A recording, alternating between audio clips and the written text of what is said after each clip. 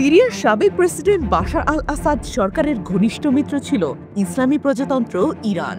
সিরিয়ায় গৃহযুদ্ধ চলাকালে আসাদকে ক্ষমতায় রাখতে কয়েক বিলিয়ন ডলার ব্যয় করেছিল তেহরান, মোতায়েন করেছিল বিপ্লবী গার্ডও। বিদ্রোহীদের হাতে আসাদ সরকারের পতনের পর দেশটিতে নতুন প্রশাসন গঠনের কাজ চলছে। এর মাঝে সিরিয়াতে বিশৃঙ্খলা না ছড়াতে ইরানের প্রতি আহ্বান জানিয়েছেন নবনিযুক্ত সিরীয় পররাষ্ট্রমন্ত্রী আসাদ হাসান আল শিবানি। এর পাশাপাশি তিনি ইরানকে সিরিয়ার সার্বভৌমত্ব ও জনগণের ইচ্ছার প্রতি সম্মান দেখানোর আহ্বান জানান। এমন আহ্বানের পর ইরানের পররাষ্ট্রমন্ত্রী আব্বাস আরাকচি পরিস্থিতির মোড় ঘুরিয়ে দেওয়ার মতো একটি মন্তব্য করেছেন। আরাকচি বলেছেন, সিরিয়ার ভবিষ্যৎ নিয়ে এখনই কোনো সিদ্ধান্তে পৌঁছানো ঠিক হবে না। কাতার ভিত্তিক সংবাদ মাধ্যম আল জাজিরা এই তথ্যটি জানিয়েছে। এক সাক্ষাৎকারে আরাকচি বলেন, সিরিয়ার পরিস্থিতি নিয়ে সিদ্ধান্তে পৌঁছানোর জন্য এই মুহূর্ত খুব তাড়াতাড়ি হয়ে যায়। আমাদের পাশাপাশি অন্যদের জন্য যারা মনে করছে সিরিয়া জয়লাভ করেছে।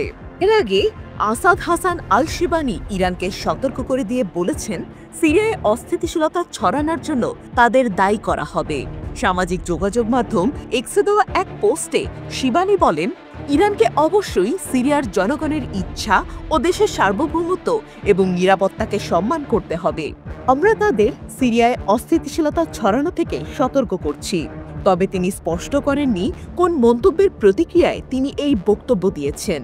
সিরিয়ায় দীর্ঘদিনের ইরানি মিত্র বাশার আল আসাদের পতনের পর থেকে ইরান দ্বিপাক্ষিক সম্পর্ক বজায় রাখার চেষ্টা চালিয়ে গেলেও সিরিয়ার অবস্থান ইসরায়েলকে কেন্দ্র করে কি হবে তার উপর অনেক কিছু নির্ভর করবে বলে আরাকচি ইঙ্গিত দিয়েছেন।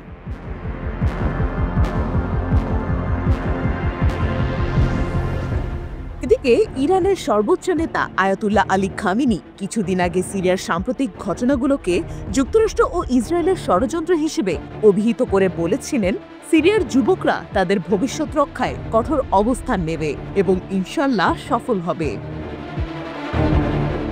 সিরিয়ার গৃহযুদ্ধের সময় ইরান বাশার আল আসাদ সরকারের পক্ষে রাশিয়ার সহায়তায় বিশাল অর্থ ব্যয় করে।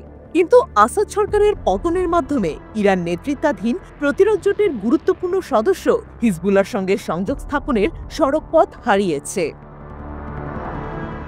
খামেনি উল্লেখ করেছেন, 1980-র দশকে ইরান যুদ্ধের সময় সিরিয়ার সহযোগিতা ইরানের কাছে বিশেষ তাৎপর্যপূর্ণ ছিল, তাই ইরান এই ঋণ শোধ করতে চেয়েছিল।